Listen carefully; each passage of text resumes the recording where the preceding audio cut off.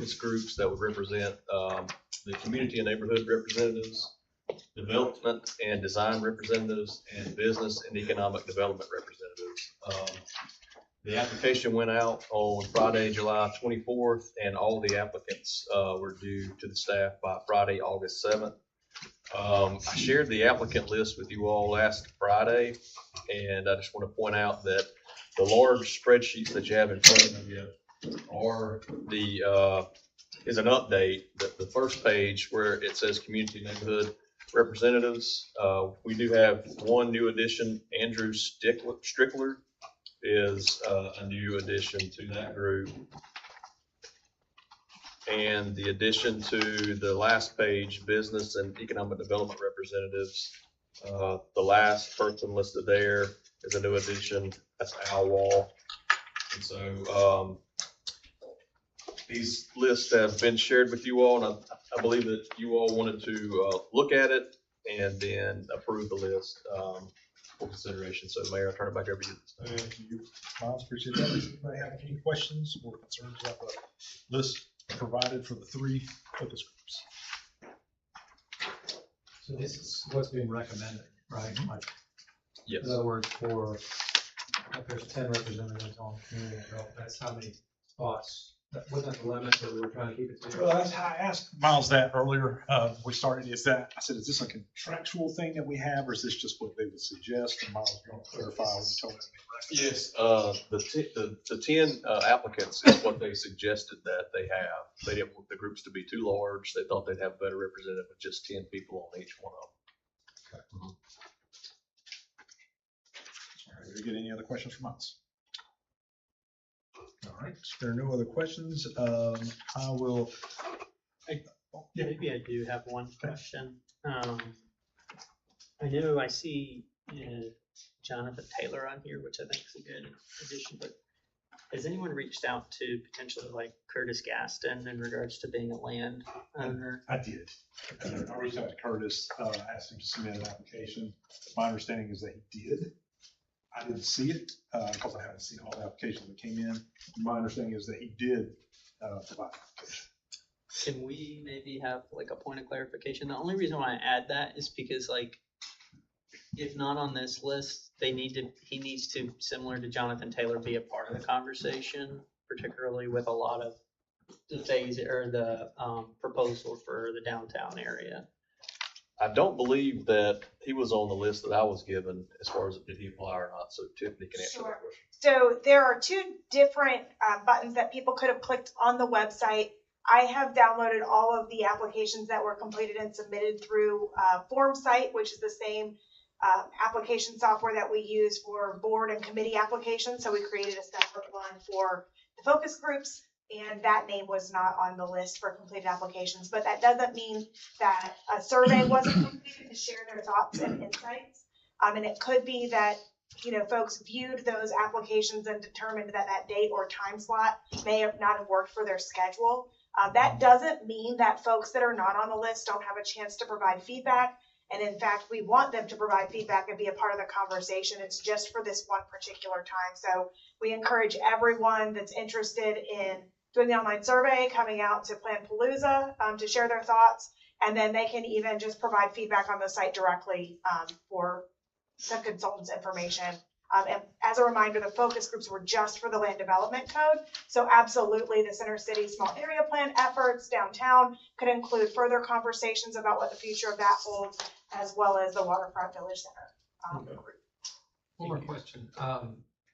Was residency in Belmont one of the requirements? I know there's a number of candidates here that are not residents, but they are subject matter experts in like economic development, things like that. Is that a criteria or no? It was not a limiting criteria, although we did ask them how many years they've been connected to Belmont in the community. Many of the applicants were or have provided design or consultation services in the city of Belmont where they've had direct experience with our code. I'm assuming the community and neighborhood representatives at least live in Belmont. Yes, that is correct. Okay. Did anyone, is no one from the Reed community apply? What you see is actually, with the exception of 2 that seem to be duplicate represented, everyone that applied was able to fit into the focus groups. All right, well, if there's no other questions on the consent agenda, I will entertain a motion to set the agenda. All right, Mark? Second by Jason, all in favor? Any opposed? All right, the agenda is set, and I will entertain a motion to approve the consent agenda. Mayor Jason, second by Mark, all in favor? Any opposed? All right, consent agenda is approved. And that will move us on to our regular agenda this evening. And gentlemen, I will just remind you, we do not have microphones tonight, so I've been advised that we need to object when we talk. But for the people in the room, just be as loud as possible. Okay. All right. Is it still video? It is. So this is still working like it did last week. And so the online people that are watching can hear just fine, from my understanding. But for the people in the back of the room, because it's not picking up over the house speakers right now. Gotcha. All right, well, that will move us to consent agenda, agenda item C1, Stack Bench Mobile Application Presentation. So gentlemen, if you want to come on up here. Thank you, Mayor, City Council. I appreciate you giving me the opportunity. My name is Ken Schul, and been working for the company for about almost 5 years now. We're headquartered out of Charlotte, right off of Tybola and 77. And my background, I retired from Charlotte. I see the chief back there, Charlotte Mecklenburg, back in 2017. I was a captain and did over 30 years with the police department. I'm going to let you look at Tramerton's app while we're talking, and you can pass it around, and we'll go through the process. PowerPoint, interrupt me if you have any questions while we're going through it. I assume this works. Just hit, bam, you go, okay. Yes, sir. So we're talking about expectations, being out in the public, getting a push notification to your public immediately. This app does it right away. Just to let you know, and it's important to law enforcement, fire department. This app is AWS firewall protected, NIST, all those security issues that any public safety or city app needs to protect yourself from firewall protection. It's a simple path. It's very easy to use. And if you're looking at the app, in the middle part of that app is the content section. We do not limit on content like other competitors, just to let you know. You can send out information out, as many push notifications through the public side as you want. You also can send out PDFs, hyperlinks, text, videos through the public side of the application. You're looking at the public side of the application for Cramerton, but there's another part of the application that we are going to talk about a little later, okay? What citizens can do with the app. They can submit tips, a little different from other competitors. You can do pictures and video. And I will tell you, on the city side of it, you know, they see a light out, potholes, running water that needs to be shut off. That's important. But also on the police side and the fire department side, think about it. We've had several clients in the past couple of years that have sent in videos of shootings where they identified the suspect right away and arrested the suspect for actually the person died. It was a murder out of Marion, South Carolina. Up in Michigan, I assisted the chief sending out information on 19 break-ins where guns were stolen out of Michigan. And that case was sent out through the public side of the app, showed the picture of the suspect from a video, and he was identified within seconds. I was amazed at that. They can stay connected through events. Events are shown on the application on the content side, but also if you look to the right of that app, there's a little calendar there where they actually can RSVP through the application.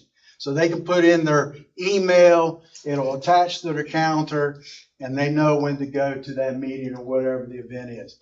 Let's say that you're doing a park and rec event. You can attach a PDF, information, you can send it out, but also put it on the calendar form, and it lists out on the calendar, there's a drop down to see the events for the week through the application.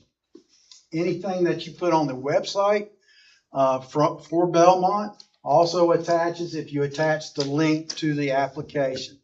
We can do what's called API connections for other things, and we're going to talk to Yvette about that in the future through that. But yeah, that's there. Pay bills. Actually, you can click on the link. They actually can pay the bill from the application itself, and they receive alerts. There's a sound alert, and there's a number on that alert that says number 1 if it's the first alert notification. And please interrupt me if you have any questions while I'm going through this. Is there an icon for trash cans? For trash cans, You need we one? can make one. Okay. Can I ask about the payments real quick? Yeah. Is that like, how does that work? Are you able to just plug into our existing? Yeah, website, and they click on the link, they pay through the website itself. Okay. Right through the web. Or we can do what's called an API connection through the link to wherever you use for the vendor for payment. Yes, sir. Okay. Can you do like ACH transfers? Yes. Use credit card or? If your existing provider supports that, yes. Yeah, by the way, this is my boss, CEO, so if I mess up, he's gonna spank me. So we're gonna, accountability. It's huge. It's immediate notification to your public, but also we found out, we were in Canada about a month ago now with the FBI doing a conference, and my boss, Anoop, sent out a Facebook just about the conference. Well, Canada blocked it through Facebook. It will not occur sending through the app. You control what is sent out on the application, okay? Just to let you know, social media can block information that you send out, not on our app. It goes through, it can connect to Facebook, Instagram, things like that, LinkedIn, through a connection that we set up. We tell clients, let's wait about a month, get used to the app, and then we can connect you. Internal communications. We do what's called an encryption side of the app, which is real important for every entity of your city. For instance, the police department, fire department, park and rec, where it's encrypted. So let's say, I'm going to give you an example because this is my background. We do a search warrant. We're about to hit a house. I can send the suspect's information. I can send out the diagram of the house. I can do the water files. I can do a picture of the house, things like that. Same thing for park and rec or anybody. You can create as many teams. Yes, sir. When you gave that example just now, when you say I can send this out, so since this is something the PD can send out to their responding officers on the scene, you're saying? Whoever's going to do the search warrant. If it's the SWAT team, you create a team that's called SWAT team. So you can create 150 teams. It doesn't matter. We don't limit on that. We don't limit on storage fee, space. We don't limit on teams. We don't limit on how much information you send out to the public or the encrypted side of the app. We're the only vendor out there that does the encryption side of the application. So it's a great way to internally talk to your people. If you have to send it out to all Belmont workers, you can send it out, or to individual like police department, fire department, park and rec, things like that. Okay. Questions? Any more questions on that? I think you talked about social media, so it can be connected to social media. So you could, I'm assuming that means whatever you post in the app automatically can be posted on social media. You don't need multiple. No, it's one time. Oh. Yeah, one time. What's unique about it, when you post it, we create a QR code with your emblem of Belmont on there, and that attaches. Our goal set is to help you market the application, the app, so more and more people will download it in your city. When it goes out, you have the QR code. They hit the QR code. It goes to Android and iPhones, okay? And that's free for them. The cost is the city paying for the encrypted part of the app. Okay? Any other questions on that? Yes, sir. Go back to the payments again. Like, if you haven't paid your bill, is it able to like see that and like ping you? Like, hey, cutoff date's coming up. We don't see a payment from you yet. I'm sure that can be developed. I can answer that. Currently, we are not actually, the citizens doesn't have a login right now through the app. Okay. We need to look into that. Okay. right now, by law, we can't track what citizens are downloading, where they are, that type, unless they give permission to track through GPS or whatever.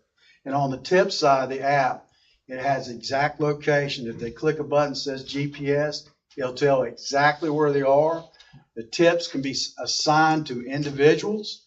It can be assigned to a whole team. It can be assigned to the whole city, depending.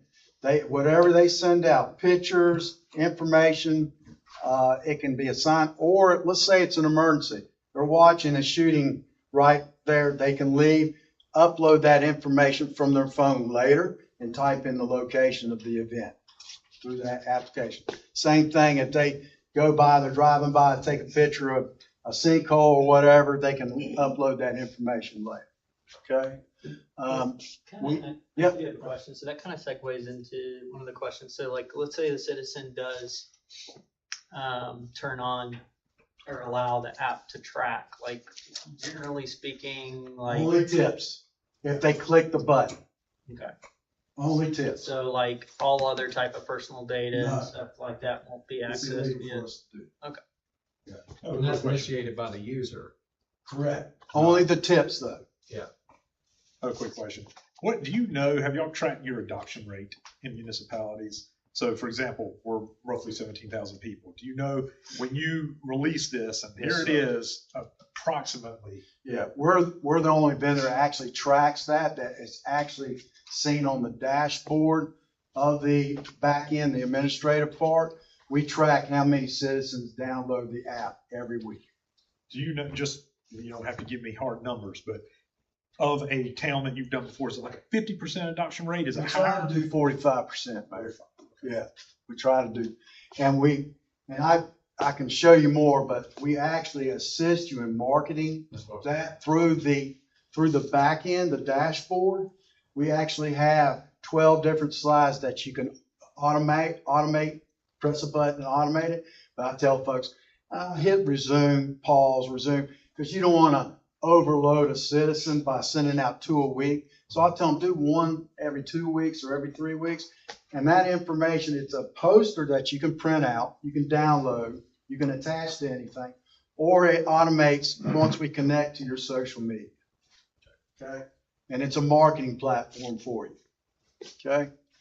We do have on the application of the app, and you don't see it because you're not looking at the encrypted part, is the employee information, which is very important. You can put in insurance information. For instance, one of your employees gets in a wreck, who do they call? What insurance? What record company? That type of information. Or you want to be chief of police and Ken arrest somebody on 3rd shift, a attaboy. He wants to put a minute video on the application for his employees. It's very unique application. You can put PowerPoints, videos, text, and WAV files on the application on the encrypted side of the app. And any wellness type information, you know, officers, PTSD, what is it, what to look for, those types of things. Very good resource on the application itself. Questions on that? Maybe one, like, have you guys, and this is probably pretty loaded, but how long have you guys been around? 4.5, 5 years, going on 5 years. Have you had any instances of significant data breaches or anything? No. The only issue we had was about 2 years ago, you probably remember this, AWS shut down for about 2 hours, 3 hours. No apps worked. My Bank of America app was not working. To answer your question, no. We're NIST, AWS firewall, those type of protections. We have the same qualifications that FBI and any law enforcement agency, city requires. Can I add one more thing Sure. there? So the primary business, I moved from India to Belmont almost 19 years ago. The primary business is in existence for 18 plus years, and we don't have any data breaches. Got you. Thanks. It sounds like an extremely robust platform. It is. How do you avoid, you know, especially for some of those, say, are seniors or some of those that don't use a lot of mobile apps, but it obviously would present a lot more convenience to them. How do you avoid overwhelming that demographic? Are there like training snippets and things like that that they can look We at. we can attach, we have a bunch of training that's on the back part of it and a cartoon type video, animated video of what the app is and how they use it. I will tell you, my folks are 93 years old. They won't use the app. I'll be honest. Sure. Okay, they hardly can use the computer. Yeah. All right, and if they do, God help me. So, you know, that type of stuff. So, anyway, we talked about the tips. It's traceable if they put in the GPS and the information, or they can put in their information to contact that type of information. So and this goes back to something that has come up recently. Like if I put in a citizen request or whatever, like there's a pothole, I take a picture of it, put it in the app. I can go back in later and see if the Yeah. ticket's being worked. Are you the attorney? Just by your questions. A couple So and the reason I'm asked that is because our app, everything's discoverable. What citizens send in and what we send out, okay? So everything we have on there, one, I tell clients, don't delete anything for about a year off that. We don't use, archive. We don't use the word delete. On the back end of the app, there is spreadsheets. So if you archive something, you still can pull it up 3 years from now. It'll be a spreadsheet. It gives the information, who sent it out, who received it, what you did with it. Okay? Well, I'm assuming it would, see, now you wouldn't identify me as an attorney, so now I feel like I have. Never mind. I'm assuming that this information is yours, not whose This information. information is yours. Okay. So then wouldn't, I'd assume we'd have to update our record retention schedules to account for such types of information. Correct. We'd have to make sure we have the downloads of everything. And you have access to it on the back end of that. Good question. Somebody else? Okay. So anyway, on the application too, there's a weather app. It's a little bit more robust than what you're using now. Because I got a lot of clients on my phone, my wife goes nuts because ding, ding, ding, it goes off. You know, it'll tell you immediately if something's going on, flooding, what have you. But it's Is it on there. accurate? Yes. Yes. Sunny. We're paying for it, so yes. With a chance. So anyway, we went through that keep city teams aligned. Again, you can have as many teams as you want. We do not, I'm going to give you another example because of my background. The chief of police wants SROs. He wants SWAT. He wants patrol on third shift. He can give access to his third shift sergeant because I'm sure command staff is not working on third shift. Maybe. I don't know. But it doesn't matter. Everything is at the fingertips, and you can allow as many administrators as you want. So if the mayor wants access, the chief of police wants access, you can give him access. We don't limit. But you also can distinguish between, okay, I don't want Ken to send out public alerts. So I unclick the button. That's all it takes. Do that. Questions on that? Well, I guess one of my questions about what sort of staffing do you see typically needed to manage something like this? I guess it depends on how much of the platform you want to actually offer. Listen, when I was hired, I told them it's got to be easy because, first of all, cops will not use it if it's not easy to use. Okay, very easy. Well, Miles, you saw it. It was easy to use. Very easy. I mean, it really doesn't take much management to do it. I will tell you, most clients have a point person that manages, and then they align whoever they want as an administrator on that. But it's very easy. Once we get you started and online, it's good to go. Do you provide on-site training for staff to get We can, but I can tell you, I can do training for all your staff that are wanting to be an administrator within 45 minutes through a Teams meeting. I do it all the time. And they contact me, hey, Ken, I forgot how to do this. We do that. Or we have videos that actually, a minute video that actually will show you how to do that. For instance, I forgot how to send out a public alert. It'll tell you how to send out a public alert. That's just a very simple system. Okay. Any other questions? We do have other apps. We have sheriff's app, we have police app, we have city app, we have a wellness solution that we're working with associations. Our first one's going to be in South Carolina with all the sheriffs and police there. I think there's over 13,000 sheriffs and city police officers that are going to be using our app very soon. And fire. We just met with the state North Carolina fire marshal for all of the state. There's a lot of applications for this, certainly from a public safety standpoint. From a public works standpoint, I don't imagine that there's anything that you probably couldn't do now but that we can do now with City Connect, let's say, that you could do here. In fact, you could probably do more here, even for public works, if we had an alert or something. I mean, that's one of the things that we were considering with staff. We do have, City Connect, which is the code red, where you send like text, emails, phone calls. And this is just another application to do that kind of information sharing. In lieu of City Connect, not in addition to. We don't know yet. That's why I put on the staff recommendation that we have to determine, like, at staff level, what this application can do for us versus like what we already have. And so we hadn't gone down the path that far yet to say, this is something that could be in addition to, or something that we could internally already have with Code Red, even to the point of like the utility payments. We have not dug deep on how that would interact with our financial software, if it would even connect to the two.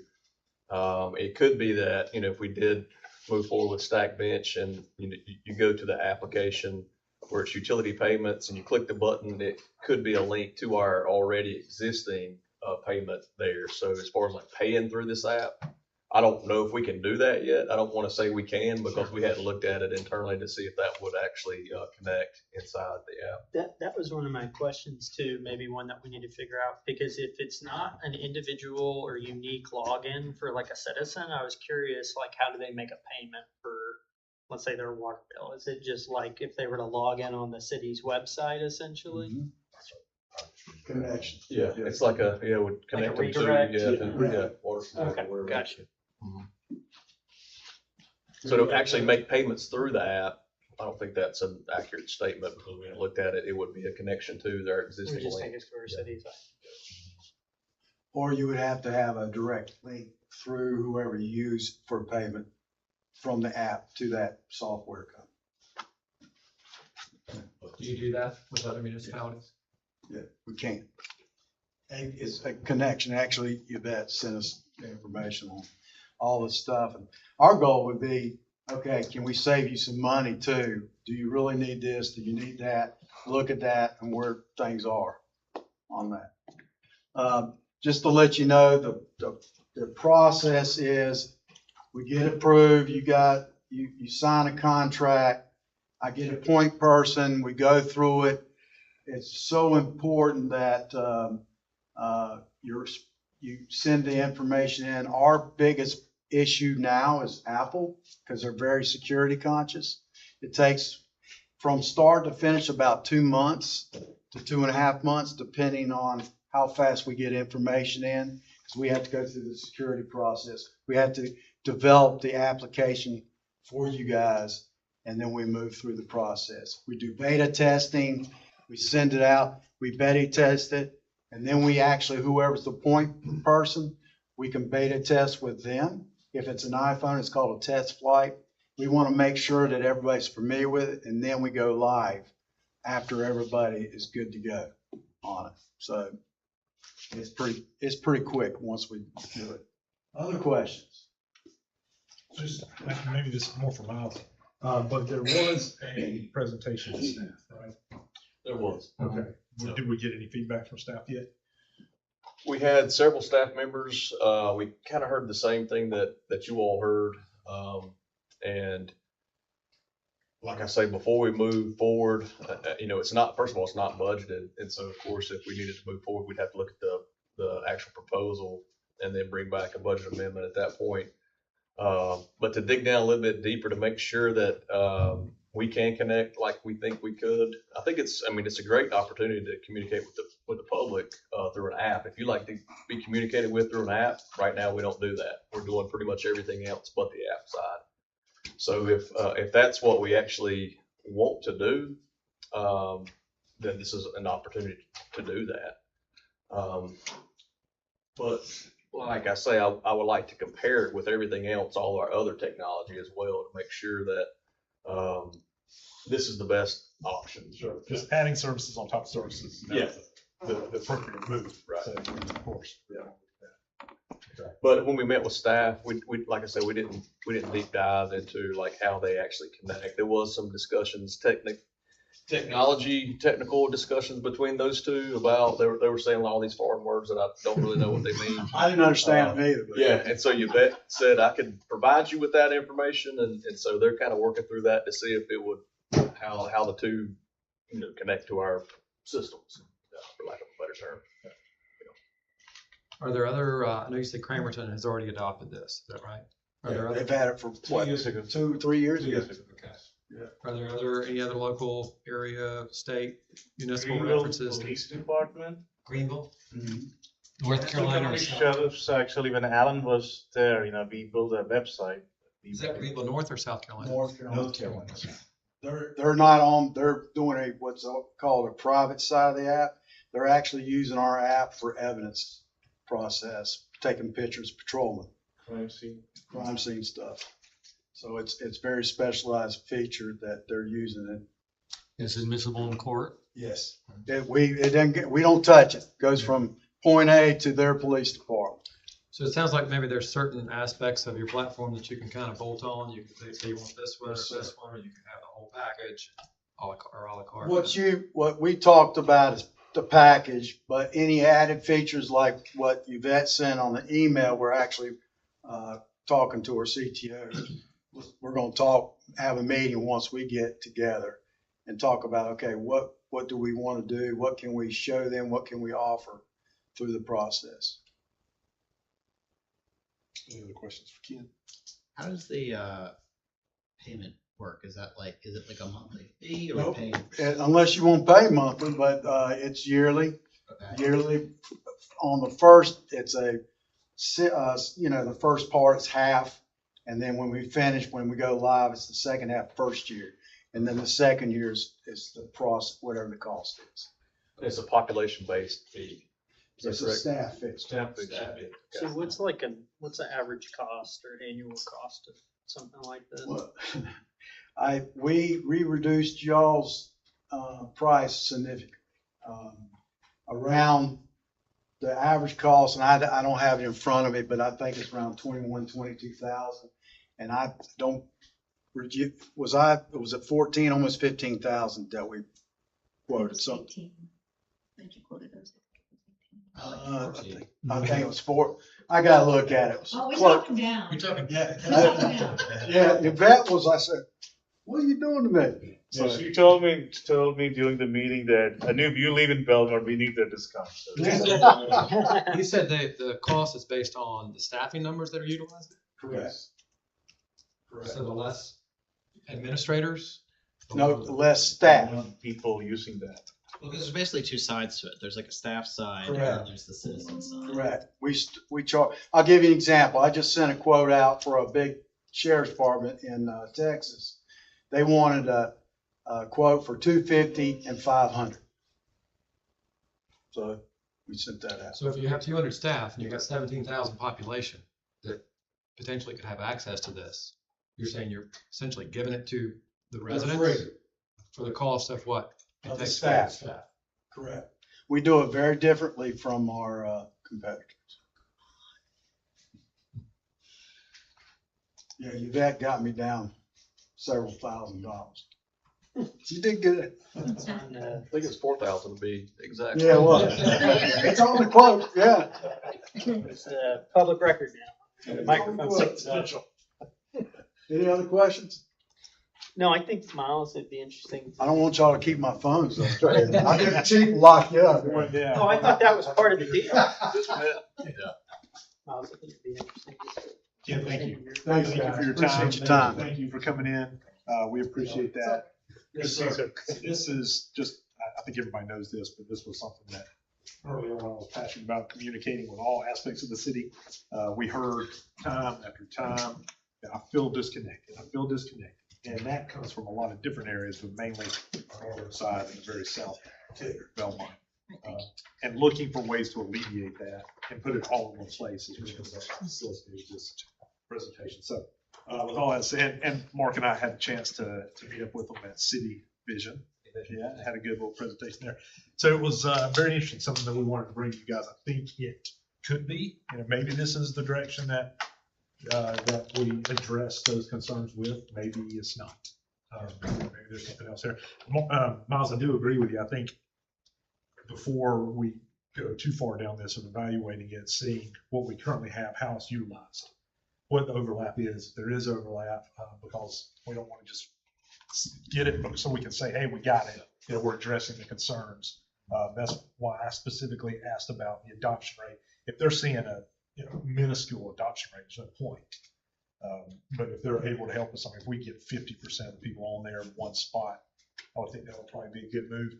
I know that the information goes out. I send it out. Everybody sends it out. But it just never ceases to amaze me that people come up and ask about it after the fact. So finding a way to address that is that part is important to me, whether it's this or some other avenue.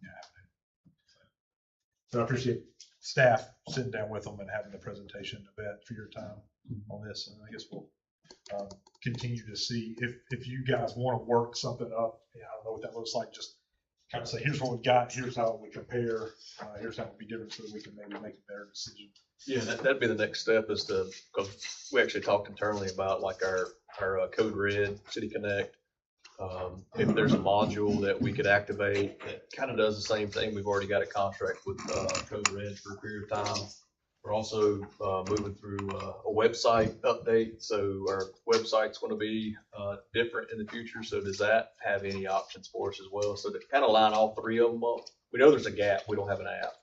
And then determine like what's the best thing to get this. And Stackbench may be the one, maybe something else. Until we go through the whole process, we won't really know that. So it'd probably take us several months, I would imagine, for staff to look through it. Probably, get back in touch with Stackbench and see how it interacts with our systems. And then we'll bring it back for recommendation, like update. It's going to be a recommendation to move forward. Thank you, Miles. All right, we'll move along to agenda item C2, city properties, inventory and status. And Miles, I assume that's you. Yes, sir. This was one of the items that came from the council retreat. It was a parking lot item for an inventory and status update of our city properties.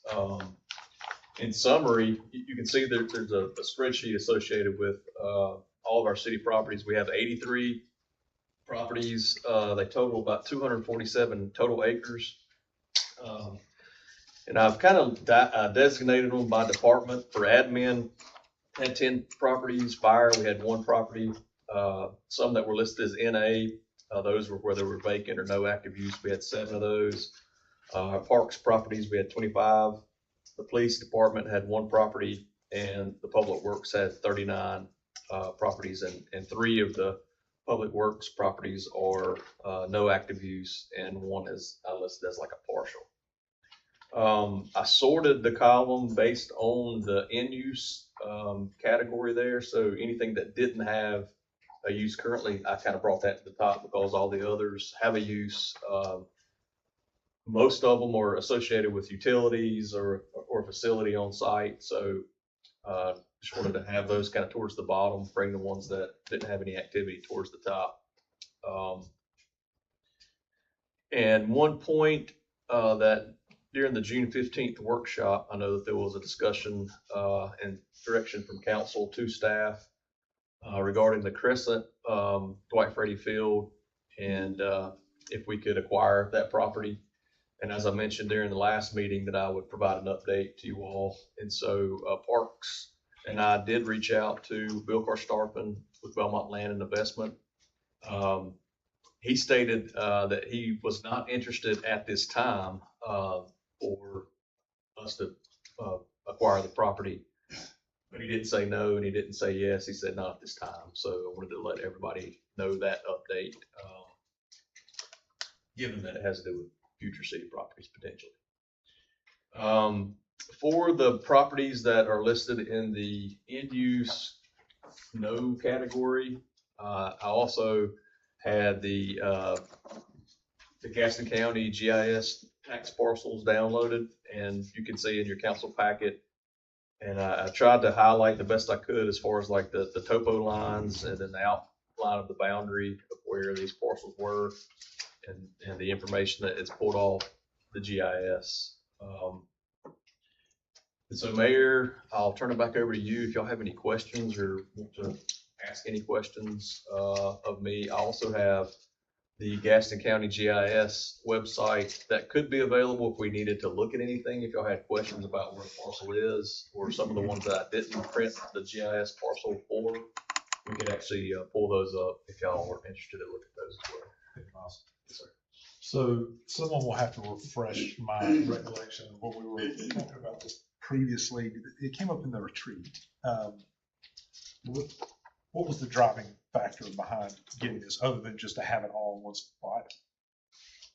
Was there some other conversation we were having about city-owned Well, I property? think there were certain parcels, particularly some of the larger ones, where we were having some discussion around, you know, what are our future plans, both short and long term? And if we don't have long-term plans, you know, maybe we entertain disposing of them, selling them.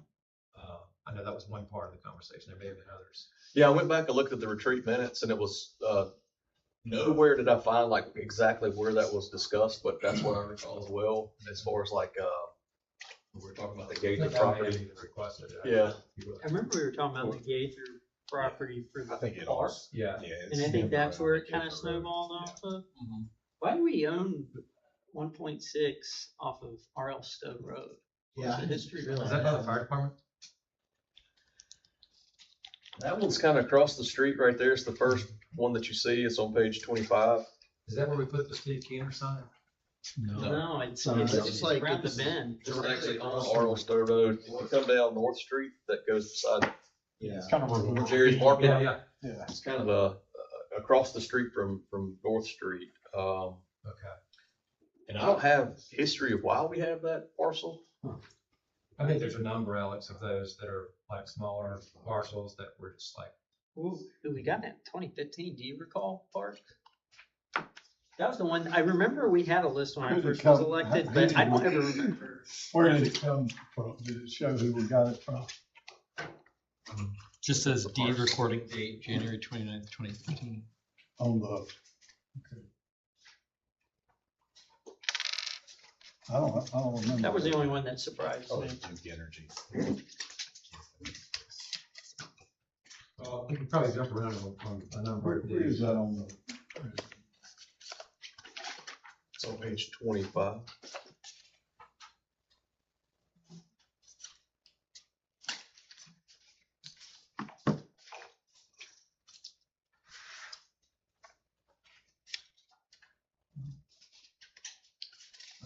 We acquired that from William John Jasper. Is that what you? 129.15. And Not he necessarily. acquired it from the heirs of Mage Greer Logan. Madge. That might have been. It might have been a tear. Is there was there a structure on it before? Looks like there's a structure It might have been a tear down housing and, so it might have been a subtle one. I don't recall that one, but I can look into it. I was just curious. That was the only one that jumped out to me. Well, is the, Are you looking at a deed? I just put up in GIS.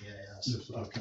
Yeah, so it doesn't have anything going back past. This- Yeah, I was looking for the building part, but it cuts that off at 2019. So it just has the transaction history. I believe your point. So I guess now we have the list. Well, hang on, I do have a couple of questions on some of these while we're talking about specific parcels. The 204 Park Drive, Miles, is that the parcel between Davis Park, like the outfield, and like the behind the American Legion and the tennis courts? Is that lot there? Can you pull up the GIS? What parcel number is it? 125. 155,723, yeah. Does it look like? I mean, One, pull two, up the- five. Davis Park adjacent? 723. 125725? 723. It's the larger, the 12, almost 12 13 acres. acres. I think it's that plot between Davis Park and, can you move your box there? 12 acres, pretty large. Turn around. Click on Davis Park. Seems like it would be. It does say use description Davis Park. Yeah, it looks like But I think that is the the large. whole thing. It's just the road cuts through the middle of it. If you drop down the drop down menu over there, where you typed in see parcel.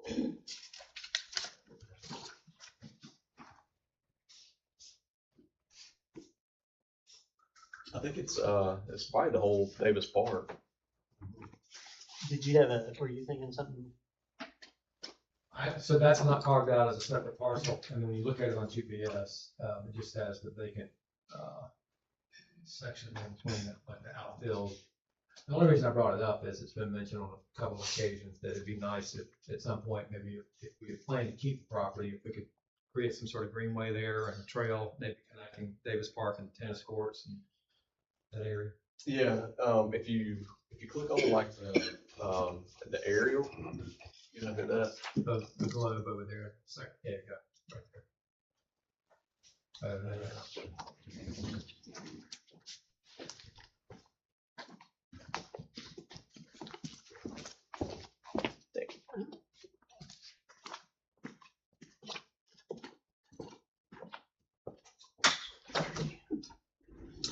But yeah, the whole parcel goes from the tennis court all the way over to Davis Park. So there's some wooded area. There's a parking lot behind the Davis Park tennis courts, and so it's all interconnected in there. So if there needs to be a path that you're talking about, I think that's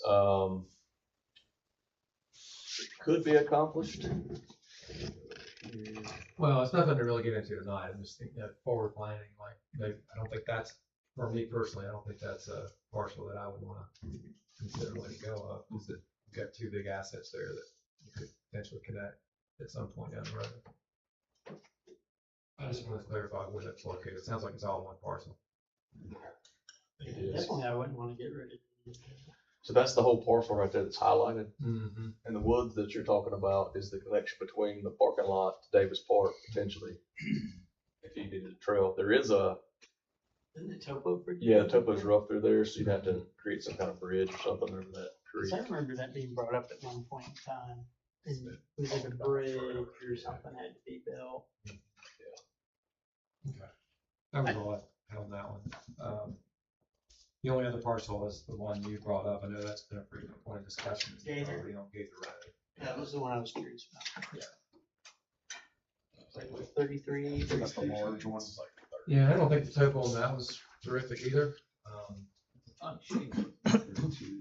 Is that the one that the council bought with the thought that they were gonna put a park out there at one point or something? Correct, yes, Frisbee. yes. Seems like there was a Frisbee park or something. It was bought for park purposes. Disc golf. Disc golf. And then it was, the road bisects it. And the one on the, south side was used for public works building. Yeah, the little Or store shed, yeah. Do we Right. know- So that's gonna fall in the line of the South Fork Parkway as that comes through. It's gonna intersect Gaither in some fashion. Yeah, it does further down. It's not that. It's not gonna It's all bad. touch it. Further west there. You see, the Gaither Road splits the Right. parcel, so you've got, you know, the large part on this side of the Gaither, then this is our public works storage building right there. Right. Which we could use that. But it's all one parcel. And then what, there's two parcels in between that and then Pittenger two, or, I'm gonna get my bearings. Would that be Pittenger two? That's the Frank's property there. Yeah, these two parcels right here, this would be like the Pulte Oh, Belmont, so that's Del Webb. 2 or 3 right here.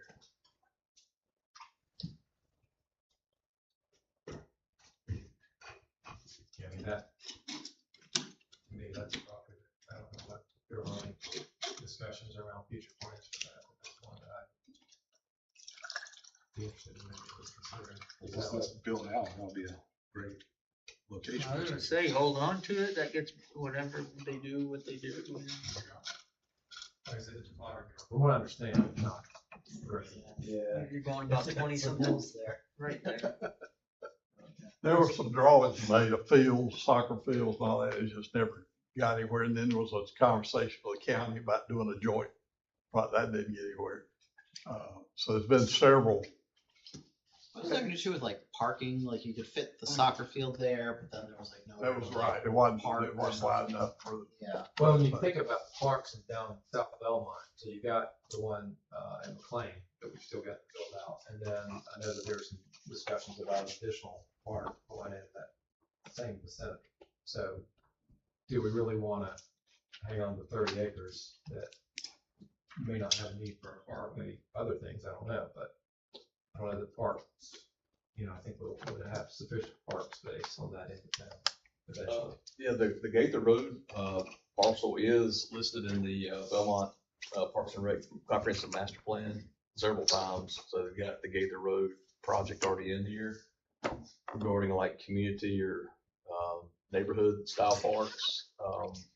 It didn't go as far as like showing like the plans that Parks had mentioned, what that could be. It's not on our CIP, but it is listed inside the Parks and Rec Master Plan. They have gotten as far as seeing what their site needs would be to do what they might envision. Right. Not that I'm aware of. I'm speaking for Parks and Rec at this moment, but there's no plan right now. There's Not now. Yeah. I think we can focus on activating compliance parts as soon as possible. I don't know if we're here to decide that tonight, but It's good to know. I mean, it's one of those things out of sight, out of mind. You don't always think about what's there. it's a valuable asset. Yeah, definitely. Any other ones specifically jump out at you guys? All right, what I was gonna suggest is, I know we've had it for a week roughly, but something to keep in mind is to look it over occasionally if something does pop up in the area. There's a holding, you have some questions about it, we'll throw it on the agenda, we can always talk about it at a future meeting. But thank you for putting all that, bring on all those squirrels and getting that all on one list. That's definitely helpful to have in front of us. And like I told Miles the other day, working our way through those parking lot items. It's good to see. All right, well, there's nothing further on that. We'll move to agenda item C3. City of Belmont Chapter 75 regulations of electric and motorized mobility devices ordinance proposal. I think Lindsay is here. So come on up, Lindsay. Thank you.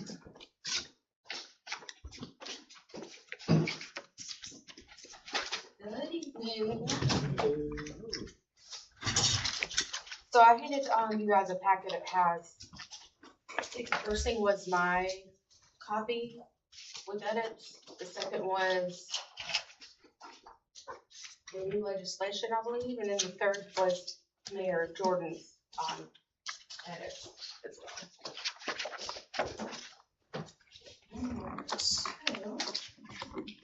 Just a little overview. So these are some of the cities that I went through when I was creating the ordinance. The ones that are highlighted are the ones that I paid particular attention to because it seemed like they fit well with what we had here. The changes that were made from last time. I reduced the speed restrictions for operating motor-driven bicycles on public streets from 35 to 25. which means they can't be on streets that are above 25 miles per hour.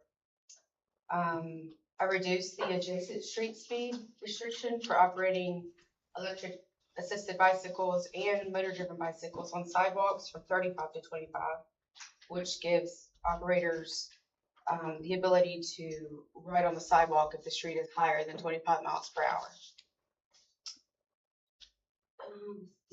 I added requirements for operators of electric assisted bicycles and motor driven bicycles to maintain a riding position as close as practical to the right side of the highway or street, whichever they're on, for safety purposes and to improve traffic flow. I added requirements for e-bikes and to use standard hand gestures to signal when they're stopping and when they're turning, just to keep things safer and communicate with drivers of vehicles. I added lighting equipment for electric assisted bicycles when they are operated after sunset, and provisions prohibiting the operation of motor-driven bicycles after sunset, to improve visibility and reaction time for motor vehicles. For micro-mobility devices. This is where our graphic is handy. Yes, this is where it changes, the majority of it. So we did have, there was a section that was micro-mobility devices, and then there was a section that was motorized scooters. So what I've done is I combined the motorized scooter with the micro-mobility devices, simply because the majority of, it was to simplify it, and then also because the majority of micro-mobility devices like e-scooters, some electric skateboards, what were the other ones? Hoverboards, the one-wheeled, I don't know what they're actually called, but they usually exceed 15 miles per hour. And there's really there's no existing legislation for that specifically identifies or regulates an actual e-scooter, e-skateboard, or the one-wheel devices.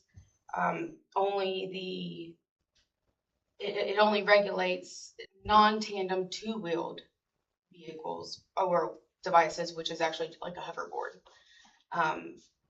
And they, in the definitions of chapter 20, that's considered an electric personal assistive mobility device. It can only go 50 miles per hour. So when I combined the motorized scooter with the micro-mobility devices, it just kind of lumped it all into one category. So we're not having to, dwindle it out. Which So they are covered. That was one of my questions. Yes, So yes. they're just folded into that other Correct. definition. It's not like we're forsaking regulation. Correct. And this is not saying you couldn't use micromobility devices in those zones, it's saying that the zones in which those micromobility devices could operate could not exceed 20-mile-an-hour zones. Correct. Right. Well, the micro-mobility devices technically don't usually go over 20 miles an hour. Okay, So that's what keeps it in that group. there's no kids yet for them, right?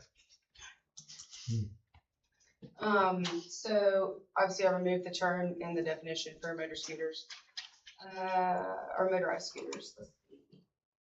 For the downtown dismount zone, I shortened the south starting point, from, central and south and south to McLeod and McLean and South Main Street. Just because there's more traffic between McLean and McLeod and, Woodrow. And there should be a chart attached or a paper attached to the back of the ordinance that I gave you. It has a picture of it as well. So basically, these are the 5 categories of these electric and motorized devices. The micromobility, the electric assisted bicycles, the motor driven bicycles, which are motorbikes, mopeds and motorcycles. Lindsay, I'm sorry, could you go back to that previous slide about the downtown dismount zone? Yes. So this is where if you were on any of these vehicles, you would have to dismount in that section of Main Street? Just on the sidewalks. Okay. You So, could be on the street, right, which is 25 miles per hour, well, 20, 25. But it's just you're on the sidewalk, you have to dismount. to in the that sidewalk, correct. Or move to the street. And that goes for all device types. Right. Okay. And that's common in a lot of cities. When I was doing the research, I found that a lot of areas have specific area pockets of where it's a dismount zone Mhm. for that reason.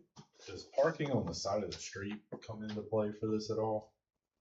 Like my concern is you're gonna have these kids going down Main Street on these things in the street. And they do already. Yeah, and you're saying you've seen it where it's done like that, but what you've seen, do they have parking on the side of the street? 'Cause I feel like that's a visibility issue. Parking as far as, Like a motor vehicle parks on the side of the street in like a parallel spot. And then wants to. I don't believe what it looked at was specific to the parking. What specifically, what type of device are you talking about? You talking about the electric dirt bikes we see? Or are you talking about just an All electric of bike? it, all of Or like a hook? it. Like I was reading it as a dismount zone being like you just can't ride on. Downtown, it. nothing's allowed. Yeah. Nothing's allowed. That's. Except getting unless on you're the on the side. street. Unless you're on the Nothing- street. That's what I'm nothing on the saying. Sidewalk. Yeah, So- I'm saying even on the street, because I feel like that's just as big. of an issue. Well, and that was one thing I brought up last time that I wasn't particularly a large fan of was the dismount zone. I know, I agree with you. I think there are other municipalities that have done it. But my main concern with it is either we're gonna push people into the street to use them, or people are just gonna not use them in downtown.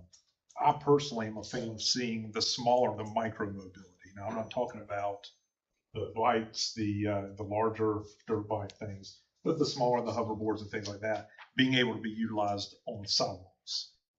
Because they go, they're slower, we can restrict the 8 miles per hour. We say they can't go over 5 miles an hour while they're on the sidewalks. But if people were to come into downtown and their kids are, have their hoverboard, I don't want them to have to go into the street. Well, Or- could you not exclude like the micros You absolutely can exclude it. Yeah. from that's right. even the street? So say the micromobilities or the scooters are prohibited on the street in those, But then is it allowed in the dismount zone? That's the it's point. allowed in the dismount zone, but you still have to dismount for that section that she's carving out. But if you're on some of the smaller vehicles that are, in my mind, more vulnerable, maybe you say, those are not allowed on the street. So you either dismount and you walk it, or you don't bring it. Well, I think that's what's gonna happen, is you'll just have people not bringing it. Well, I mean, Even just for that small section of, it's just where, I mean, you're gonna be trying to carry it if you're gonna have your kids bring it to downtown. I think we get far more pedestrians Yeah. in that stretch than we do Where scooter. my mind goes is the parent with a stroller walking up and down the sidewalk, and then some kid on one of those one wheel things, just because they could be on the sidewalk or whatever, yeah, out in the street or whatever. Like that's, I think you just either We've had some happen near or misses none already. in downtown. But I mean, does what you're proposing, I don't mean to get you sidetracked. Yeah, So does what you're proposing, if with regard to the dismount zone, does it still permit like the micromobility devices and the motorized scooters to be in the street? to be in In the the, dismount zone? it does, Okay. if they choose, because it's 25 miles per hour, and they're allowed on streets that are 25 miles per hour or under. But if you wanted to, I mean, it's totally up to what you guys think would be best. If you wanted to totally nix just from point A to point B, dismount completely on the street and sidewalk. Okay, so let me ask you this. Okay, so if the hoverboards, for lack of better terms, right, those are the impacts that the statute specifically carves out, right? The statute carves out two things. It carves out the electric assisted bikes, then it carves out the EPAPs, which are, or EPAMs, whatever they call it, EPAMDS, that's the hoverboard. That's the two wheel self-balancing. Okay, Yes, so those are the only two things that our current in place regulation laws right now, that's the two things that cover. Correct. The new law that's coming in December expands on the definition of the electric assisted bikes. Do you mind if it's in this presentation? Yeah, well, let me talk about let me just talk about the hoverboard specifically. So I know where I'm getting caught up on it is when it specifically talks about those, it says municipal regulation, all right? For purposes of assuring the safety of persons using highways and sidewalks, municipals have jurisdiction over public streets, sidewalks, alleys, bridges, and other public passage by ordinance regulating time, place, and manner of the operation of electric personal assistive mobility devices, which are those two hoverboards, but shall not prohibit their use. So that's where I'm getting tired. Are we prohibiting the use? You're restricting where they can and cannot ride. The new, But that's prohibiting the use. let me just get to let me jump all the way. I see what you're saying, you know. what Okay, else-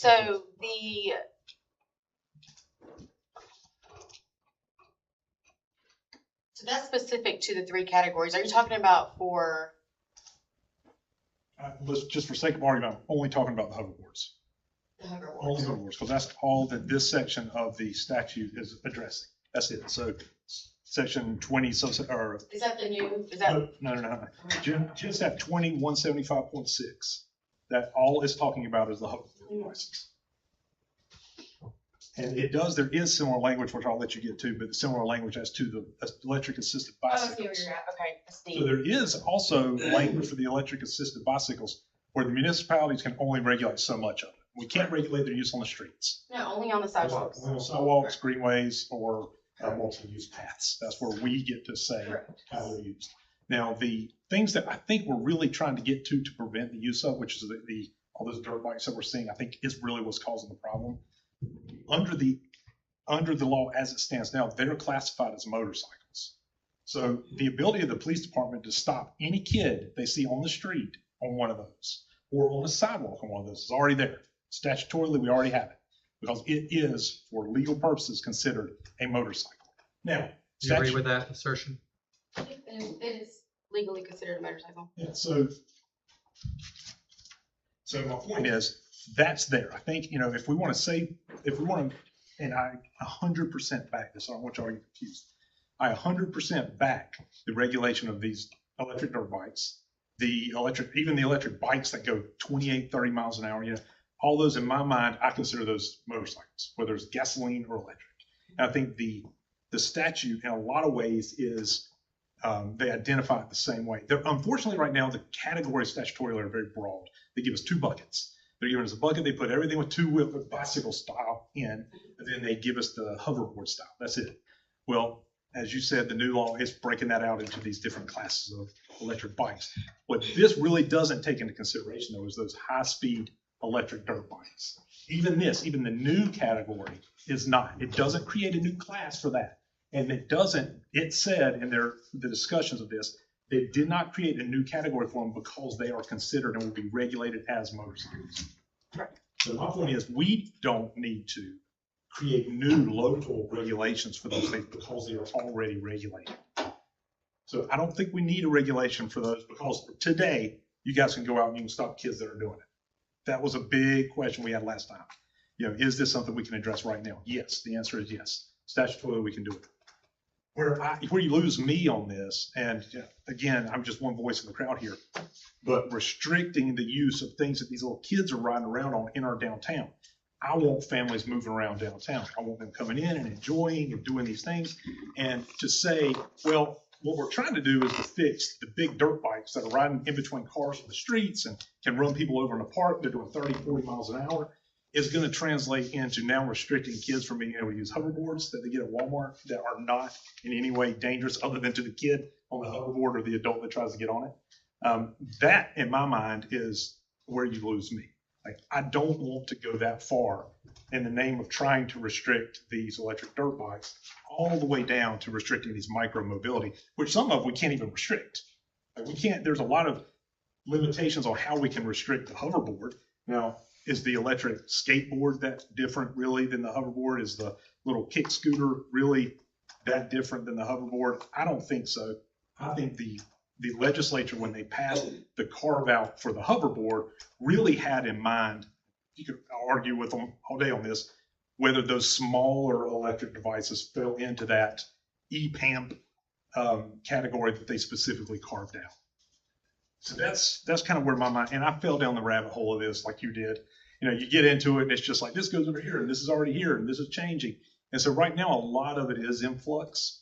And I think we're trying to position ourselves to jive with the new state law that's going to come onto the books December 1st.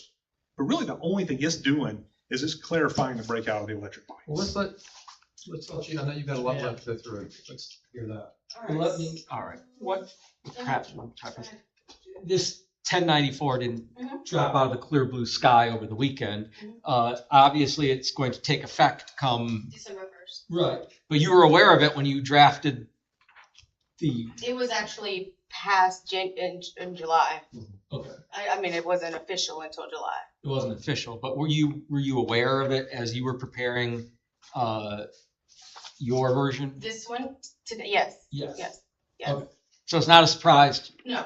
And you believe that what you are proposing is consistent with 1094. So when I get to the end of it, it's going to be additional consideration for new legislation. All right.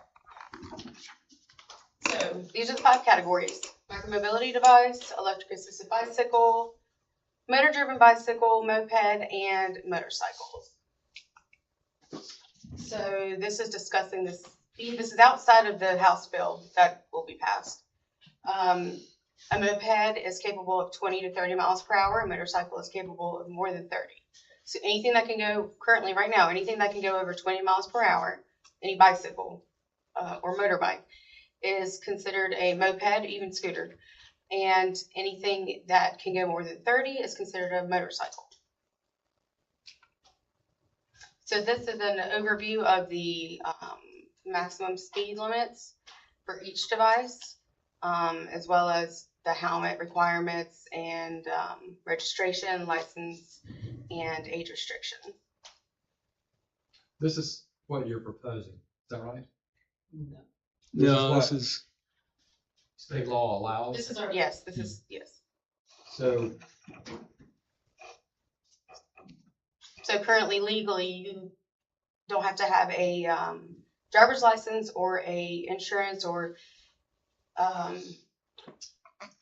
there's not an age restriction for the electric assisted bicycles or the motorbikes, as long as they're not going over 20 miles per hour.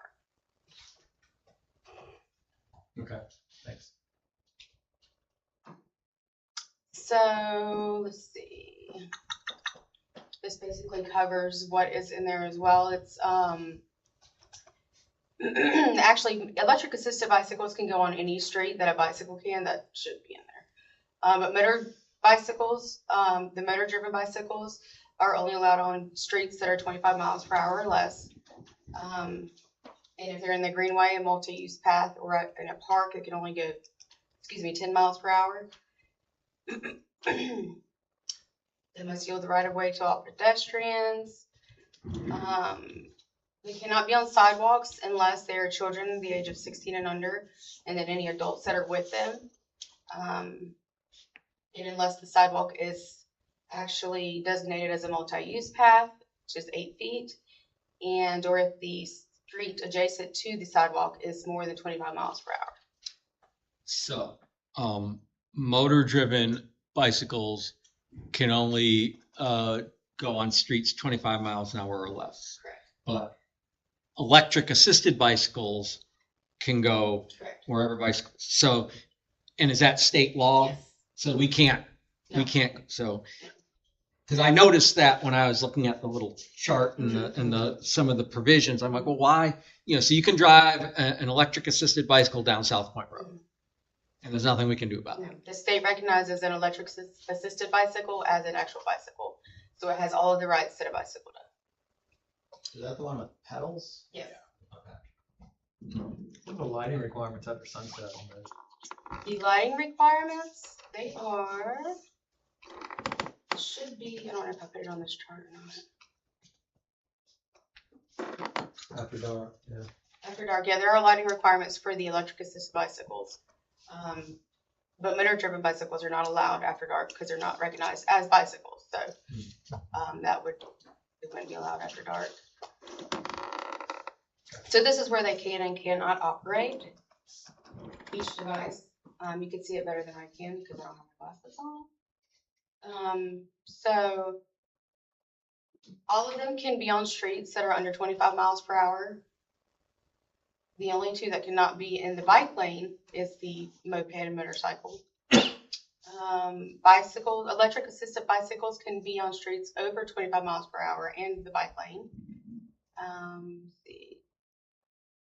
There are the restrictions for the sidewalks for each of the non-moped and non-motorcycles. It's the same. If you're 16 and under, you can be on the sidewalk, and so can the adult. If there's an adult with them, they can as well. Also, if the sidewalk is a multi-use path, that's 8 feet, and if the adjacent street is more than 25 miles per hour. So this was the downtown dismount zone. Just kind of an overview of what it would look like.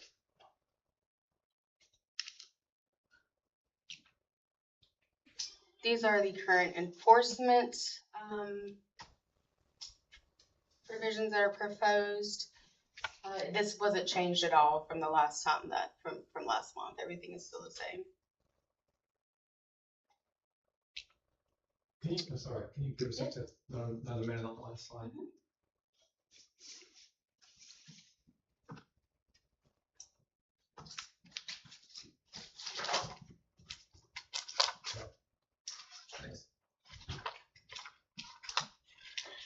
So this is where things are new, the new legislation to consider. In July, the General Assembly passed House Bill 1094, which included updates to the e-bike laws. And that goes into effect December 1st of this year. And what House Bill 1094 did was it separated the single definition of an electric bicycle into 3 different categories, or 3 classes. Class 1 is pedal assist only, and it provides assistance when the rider is pedaling, and it cuts off at 20 miles per hour. Class 2 is a throttle assist, so it has a throttle and it has pedals, and it can propel the bicycle up to 20 miles per hour, and then it will cut off once it reaches that. And then the Class 3, which is one of the big changes. Class 3 is high-speed pedal assist, and the motor assists only when the rider is pedaling. So there's not a throttle that they can push and go. They have to be pedaling for it to assist. That it can reach the highest speed of 28 miles per hour, and then it'll cut off. And with that new provision, the General Assembly passed that helmets are required for ages under 18 for the Class 3 electric assisted bicycle. Sorry, can you say that one more time? What'd you say? So they have to be under 18 years old, and they have to wear a helmet if they are under 18 years old. What was that? Oh, serious. Oh. Serious. So currently it's only 16. Right, so that's 16, correct. change, yes. Correct. So the way this chapter is being proposed currently, it already covers classes 1 and 2, though they're not distinctly defined. It'll already cover those 2. But to include these new provisions, we would need to revise it and define each separate class and the specifics for the helmet requirement for Class 3. So that has not been done.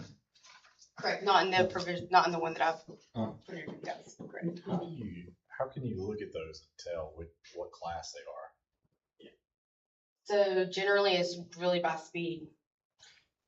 Let me ask you this, and I'm not a professional on e-bikes other than what we're reading here or read over the weekend and whatnot, but is it the same thing? Are you able to take the governor, like adjust the governor on these things to where you don't have the automatic shut off on the e-bikes? I'm sure there are people that can do that. I don't know. I know there are kits that can increase the speed of them, and essentially that's what you're doing is reducing the governor But as long, I guess I go back, I mean, it really doesn't matter, as long as if they go above a certain speed, it's an issue, right? Okay. That's when it starts to change categories, which is, I'm assuming is why They did that. they separated it. Yeah, they talk about the watts of the motor some, but it doesn't seem to be how they classify. It's classified based on this. And, but to Based your off the point, speed, not Yeah. the. yeah, but to your point, riding by and saying Yeah, that one's this or that or whatever, it's almost impossible just to know. What I found is if you were to look up like the brand, the model brand, whatever the bike is, it'll tell you what it's capable of doing. Now, not saying that people haven't gone in and, made it faster or whatnot, but Now, this is gonna be a really dumb question, but are you gonna hit it like with radar? Is that? no, so what we've actually had to do is, Speed check. some of the, What? Kids are- Some valid. You can check the bike by looking up the model and the manufacturer, because it'll tell you how fast it can go. Or there's been several instances where we've actually been behind them in, you You're can tell. trained, You can tell. Yeah.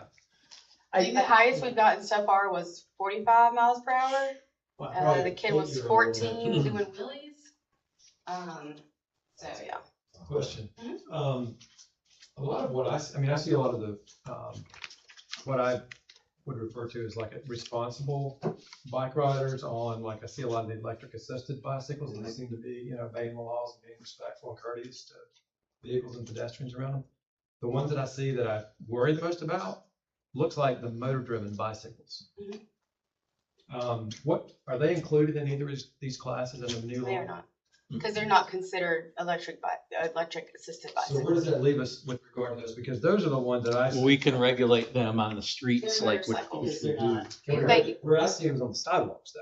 Oh, yeah, we can regulate anything on the sidewalk. Yeah. Yeah. Because I was just talking to somebody again today, and they basically witnessed the same thing I did. It was a kid no more than 8, maybe 9 years old, driving down the sidewalk on Central Avenue, gets to the intersection at Keener and Central, doesn't even give a thought to turning traffic, doesn't give a thought to the signal, just scoots right across the intersection. And we're gonna have a fatality or a serious injury, and then it's gonna be on. So. That's why it's important to have these, regardless of whether it's repetitive or if it's already state law, at least we have something as a city in place so that we're not reacting to a fatality and we're not reacting to a serious injury. Don't we have some program that we've enacted with much fanfare over the last couple of years to eliminate pedestrian fatalities? in the city? Quite a big, actually, Yes. quite a big Yes. program. I can't remember what the name of it was. The grant called Yeah. So some of the other changes that will take effect in regards to the electric bicycle. House Bill 1094 also provides explicit authority for cities to restrict or modify operations within the city limits, only to the sidewalk and multi-use path. Cities don't have the power to entirely ban or restrict specific classifications. So it's up to whatever classification a city decides, whether it be class 1, class 2, class 3, since they go 28 miles per hour. They can restrict specific classifications from sidewalks, greenways, and multi-use paths. It doesn't include the public streets or the highways because they are still technically considered or legally considered a bicycle, so they still have the right. But I don't see anything in the ordinances as you propose that would conflict with that. Yeah, the ordinance that was constructed does not include the new revisions. So everything in yellow, like the little yellow things would be Right. what we would add. Right. So- But I don't see anything that in what you have proposed today, I don't see anything that would ban or restrict any specific categories of electric bikes from the streets. Correct. So, That would be a decision that's something that. well, I don't think we could, obviously we can't do that. You can't, that's what this new bill is, it's giving cities the power to restrict On the sidewalk. on the sidewalk, not the Not on the streets. public, that's what I'm talking about, the public Correct. streets. But there's nothing in what you propose that would restrict them on the public streets. They're treated just like any other bike. I think it specifically says it. So we can't even restrict the micromobility devices from being on the street? No, So the micromobility devices, you can restrict, municipal regulations, for the purpose of ensuring the safety of persons. You can by ordinance regulate the time, the place, and the manner of operation, but you can't just completely restrict, like prohibit their use. So you can say you could be on the street, you can be on the sidewalk, but you can't say these are not allowed at all in the city. but that's what we're doing and what you proposed is. They're still allowed in certain areas. Right, yeah. So you, I mean, like your downtown dismount zone, you could prohibit micromobility devices even on the street in that zone. That's how other, yeah, But you can't say they're prohibited in the entire city of Belleville. Right.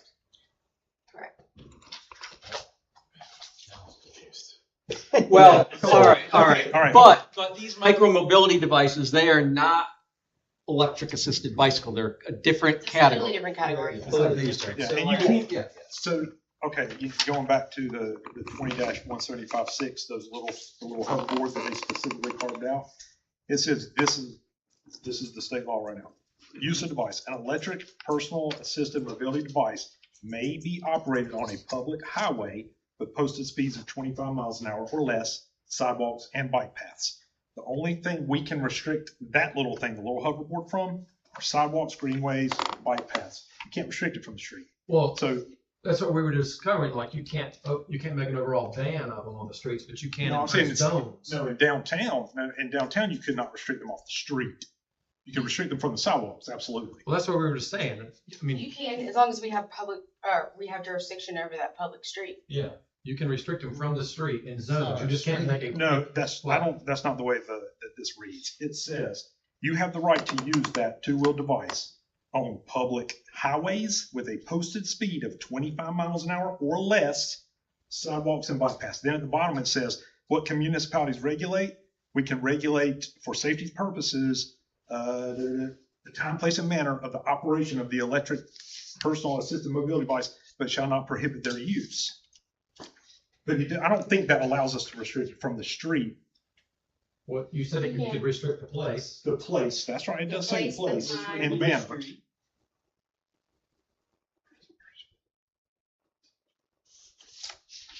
Okay, it says, the whole part of that reads, municipal regulation, for purposes of assuring the safety of persons using highways and sidewalks. Municipalities have having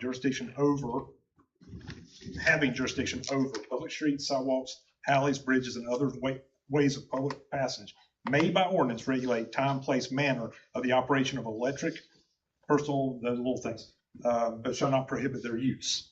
Right. So you can impose zones Right. in which you cannot operate those in the street, but you can't make a carte blanche ban of them throughout the entire Well, do city. we have jurisdiction over that street? It's a state road. Yeah, it's a state road. So it would, so it would only apply to the defines ones that we have jurisdiction? jurisdiction. Well, that's what, I mean. Is it jurisdiction that it's within the city limits and then that is that what defines jurisdiction? It's not ownership of the street? So then by that definition, we could prohibit them from But we making. can't, like, we couldn't change the speed limit on that street. What? I don't think. We can petition the state to do it. State, yeah. Well, yeah, but. Yeah, I mean, you could get them off the street that way, but we don't want people going No, no, 35 but miles I'm an getting hour. as far as through like the downtown. question of jurisdiction. like, Yeah. We can't on a road. Yeah, I could be wrong. I don't think that's what this does. I think if it's a state road, that we can't regulate the use of it, but that's my interpretation. Got some attorneys in the room. Parks, what are you thinking over there? First, it's gonna say mom. So are we saying we want micro mobility devices in the streets? I don't want them in Not the me. streets. Okay, all right. No. Making sure we're I'm all just on saying, the I same don't know page that there. if we Okay. don't give them the option, and again, it just goes back, and the one specific scenario I'm talking about is just the downtown discount zone. It doesn't really apply anywhere else in my mind. But if we can't regulate them on the street, will they be in the streets? I don't want them in the If you tell street, people they can't be on the sidewalk, are they gonna interpret that as, oh, well, then I have to be in the street? but I don't want them in the street. Yeah, which. So you just don't bring it? Or walk I mean, around. that seems pretty, Yeah, I don't that seems understand. pretty black and white to me. A couple blocks of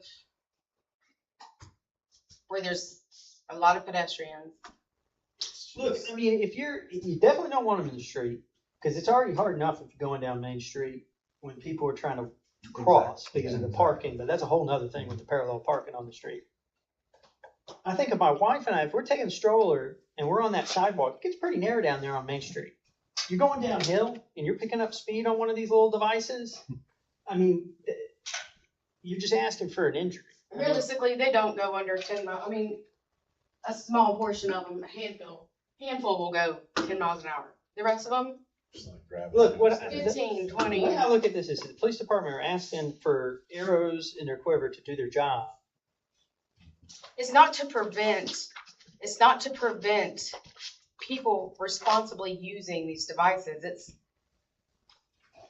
It's to stop something that could potentially happen and having something in place so that, God forbid, something do happen. And they look at the city like, well, why didn't y'all do anything? You were presented this, why didn't, you know what I mean? It's like, So and we're not, just so I'm clear on what we're doing, because I think I'm getting a little confused. Mhm. Based on this graphic here, Mhm. it says that micromobility devices can go on streets under 25 miles an hour. they can't. But for downtown, we are saying we don't want them on the There's streets. from McLeod Street Okay, to, Alright. to, now Wood I'm Run. tracking. Okay.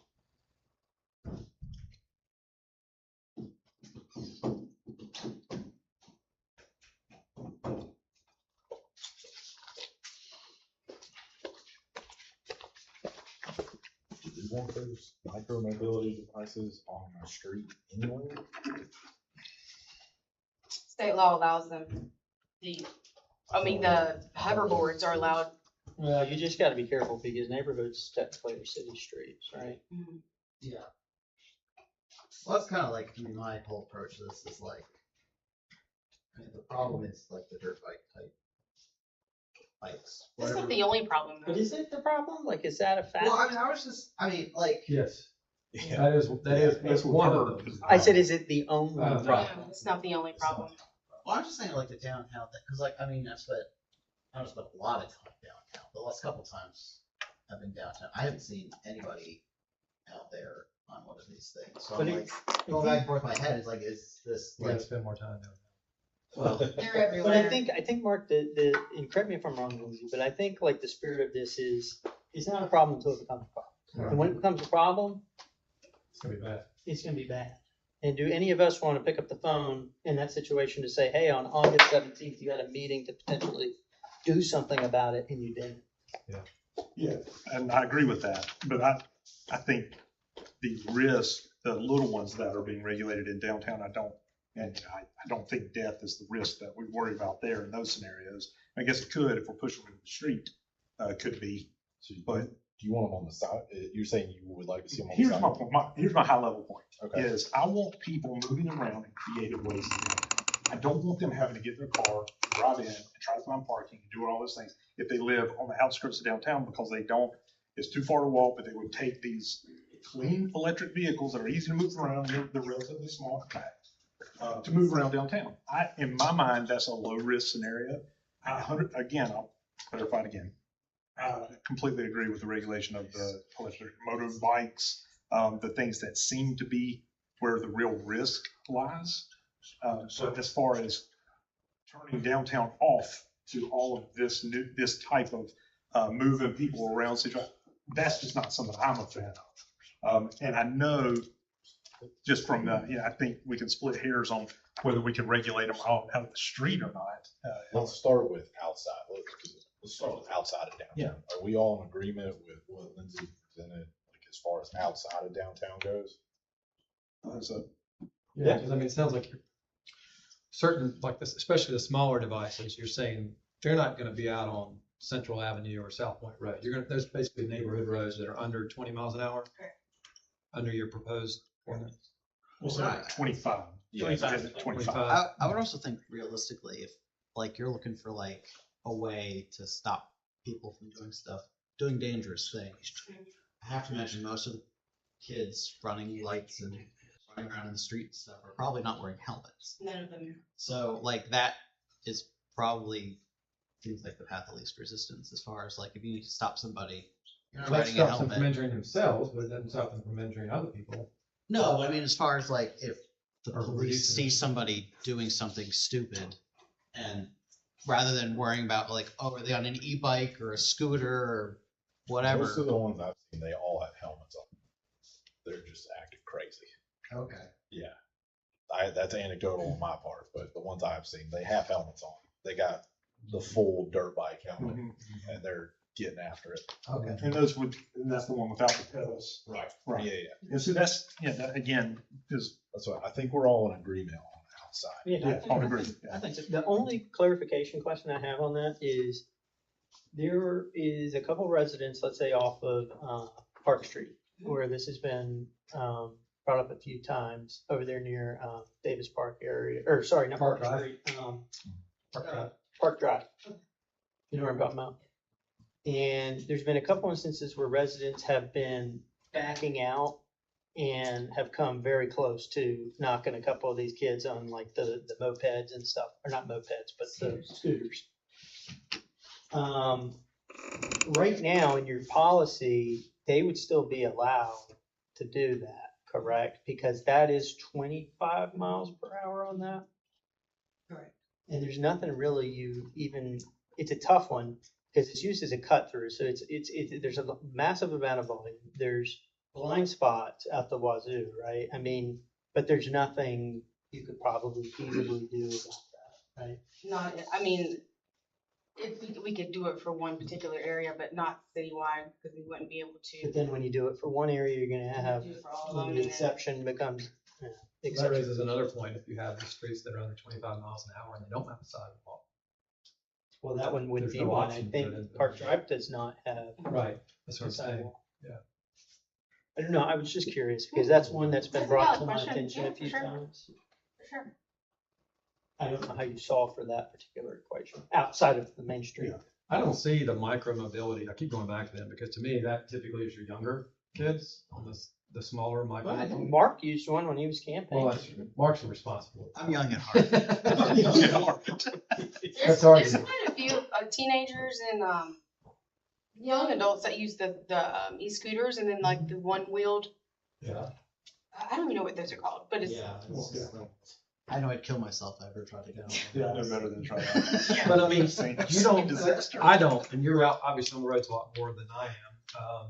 Do you see that variety out on the 35 mile an hour zone? not generally, no. Typically, you know, They're maybe typically downtown following the rules. sidewalks, Right. maybe on neighborhood streets. Right. But, so if those were regulated through like the downtown dismount zone to dismount in that section, even on the sidewalks, maybe that's sufficient for that class at least. Yeah, well, if that's what council wants to do, that again is the very specific thing I don't want to regulate. My suggestion was a pedestrian priority zone in downtown. So what it does is if you are on micromobility, one of those little things you have a kid with you, whatever, you can't go over 5 miles an hour. Everybody under 16 has to wear a helmet, even on micromobility. They always have to give the right of way for pedestrians. They have to notify people if they're coming up around. I mean, the things are there in place to attempt. Because I'm sure that they're all excellent judges of those sorts of things, like giving notice and But are knowing we when in- it's and I get too where you're difficult to. Coming from Joe, but does that not make it harder for these guys and gals to try to actually? There's really no way to regulate that. Yeah. There wouldn't be. I mean, we could adjust it to make it under 12, under, a certain age group that would be allowed on the sidewalks, if that would be something more feasible. But like I said, these devices, 9 times out of 10, they're going over 15 miles an hour. What if we at least gave people like a way to get around? Like, because I mean the sidewalks are wider up here, aren't they? So like I would think that We could shorten it down to the theoretically it's top. less of an issue. And then by the time you got down here, you could scoot around there. Yeah, the sidewalks on one side are wider than the other. Tracks. Yeah, how are you Anyway. gonna get out of there? I don't know, I was just kind of thinking in my head, it was like, well, if I couldn't, because I mean, this block, that's where the narrowest sidewalks are, probably, Where? like here. The railroad tracks did Catawba. Yeah, and you probably wouldn't want to ride across the tracks anyway. You'd probably walk there. And then by the time you're over there, you could, that's a little bit more of a detour, but. Well, I think to your point earlier, Lindsay, you know, some of the scenarios that have been posed and how difficult or easy it may be to regulate. I mean, I think the thing to keep in mind is we're not, whatever is adopted is primarily to give you guys a framework to impose some enforcement.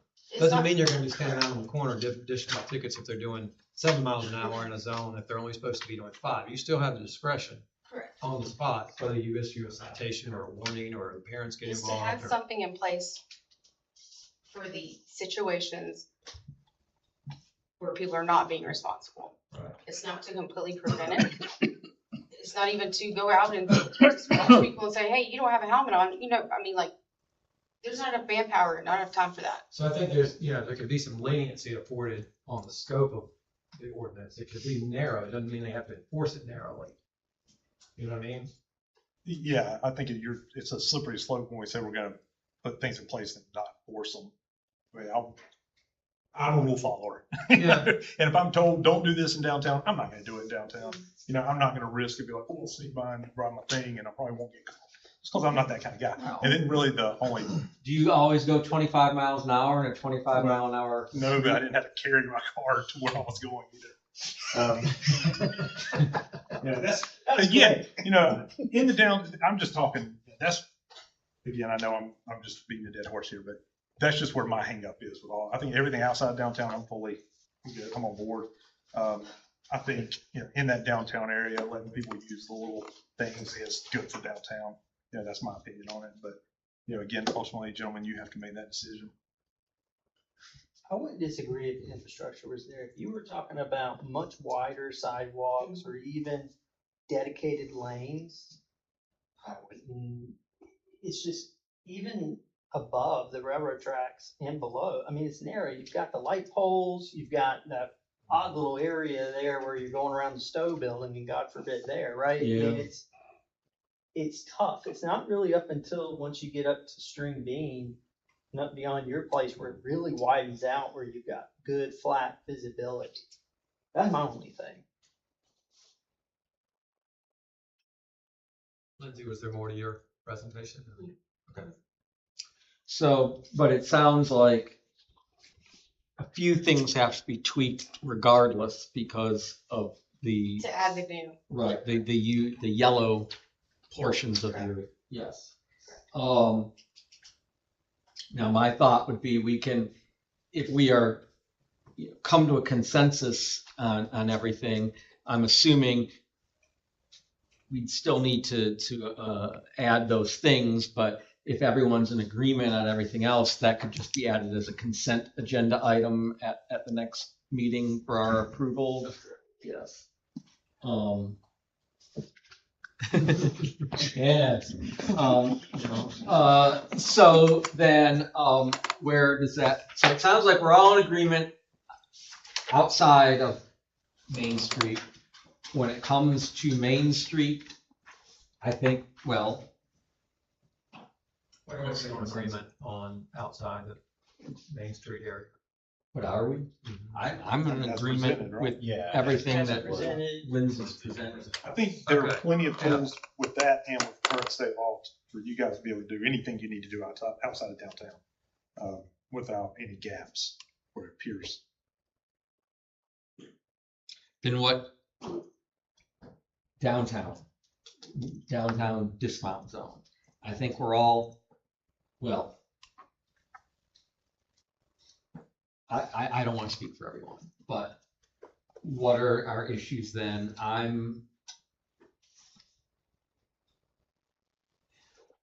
do you I me want to see start? what's, yes, all right. So, I certainly don't want to see them on the street. Mhm. And I personally don't want to see them on the sidewalk and down. There's just too much foot traffic. Again, I think about all the little toddlers running around, and you're gonna get somebody to knock one of them over on like hoverboard things. So that's my opinion. I'm in concurrence on, like, you walk them. Yeah, you On can the walk side, back, yes. if you gotta get from point A to point B, you walk with it. Mhm. When you're outside of the dismount zone, you hop back on it and you get on about your day.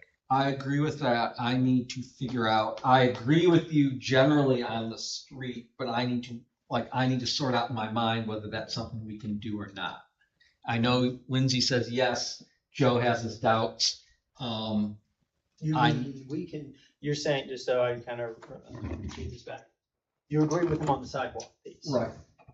Which we have authority. Which we have authority to do. You don't think, I'm with him. I'm with you, Charlie, on the you don't think streets. we can. I just don't know if we can. Who says we can regulate the place? Well, that's what, I, Just want to investigate it. And the Yeah. only device under that provision is specifically a non-tandem two-wheel device. Yeah, the hoverboard. Nothing, that does not include. is that the, Hang on, finish your, it does not include what? It doesn't include like the e-scooters, it doesn't include an e-skateboard, it doesn't include the one-wheel thing. It's only a non-tandem two-wheel device, which is just a hoverboard or like the so that's the Segways. EPAMD? Correct. Is that, would this EPAMD be considered a micro-mobility device? Would it fall within that? It was originally. In the category that yes, in our city category, correct. All right. So you're saying we only are able to regulate that variety, not the other State types of law. micro-mobilities? Correct. So there's nothing in place in legislation that regulates, currently, that regulates e-scooters, e-skateboards, or the one-wheel things. The only thing that is in place is the, EA. Well, it may not be in place, but do we as a municipality, do we as a city have the ability to impose? Yes, Okay, yes. all right. So the class that she was mentioning with just the single wheel or the hoverboards or the non-tandem devices, That was the only confusion of whether we had jurisdiction over it or whatnot. It's just the non-tandem two-wheel device. The EPAMD. Correct. So do we, at a minimum, do we need to have a separate definition for that? That's up to you guys. All right. Well, show me the provisions, because y'all are throwing stuff out and I'm not sure where it all is.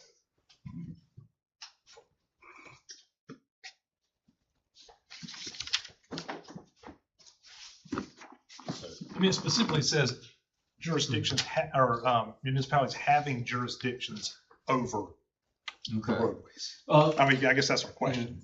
Continue on. I need to think. He needs to be a lawyer for a second. I mean, y'all, if you have other questions, I just need to. Is there a quiet room we can? I don't know if there's a. So Lindsay, you're saying that what Jim is reading only applies to the hoverboards. Correct. Non-tandem two-wheel. Current law, but we And, can. and what Jim is reading, you're saying that we can regulate it based on that because it falls within our Correct. jurisdiction. Correct. But there's primarily more of the. And you're saying that it doesn't. I'm saying we don't have jurisdiction over a state road for the purposes of that. But what Okay. is the definition of a jurisdiction? Because I think can now you're they getting to pull, now you're getting to it. can they pull someone over on that road? Yes. Sure. No, I'm just telling you I feel specifically the that's language of that. Defined in statute somewhere.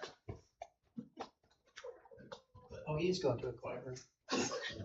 And I lost he's- Jim. If he's willing to make heads or tails out of it, that's great. That's why we keep. So is this where we're hung up right now, everybody? Is kind of where we're hung up on the micro-mobility stuff in downtown? I mean, that's where I'm. Just Okay. determining whether or not we have jurisdiction to do this. Is that what you're saying? Well, I mean, that's where the conversation is going. Is there jurisdiction or is there the ability to restrict the use of that specific item on the streets in downtown?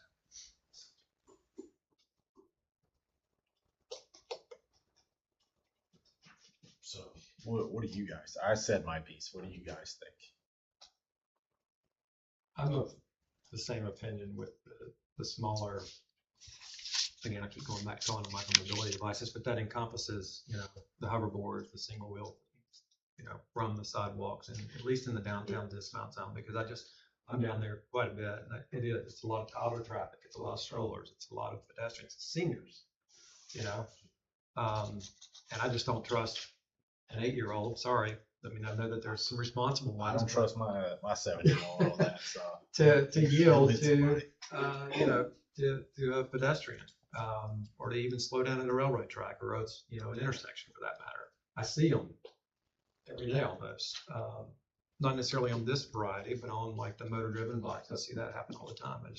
The maturity level's not there to be able to, exercise the type of caution and courteousness that you need to have, especially in these high traffic areas, in my opinion.